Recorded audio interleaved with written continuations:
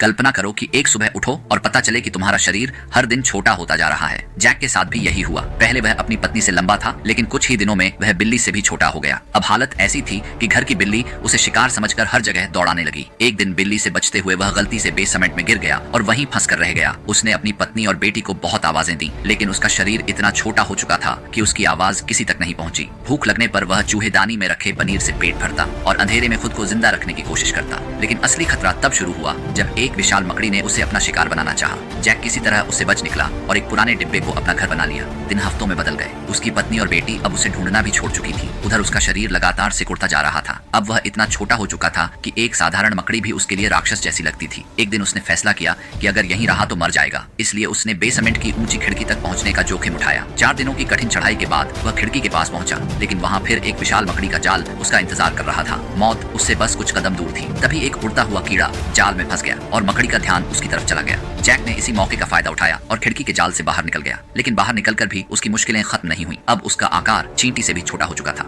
जो घास कभी उसके पैरों के नीचे होती थी, वही अब उसके लिए घना जंगल बन चुकी थी। उसे नहीं पता था कि उसकी पत्नी और बेटी कहाँ हैं, लेकिन एक बात तय थी, उसकी असली जंग अब शुरू हुई थी।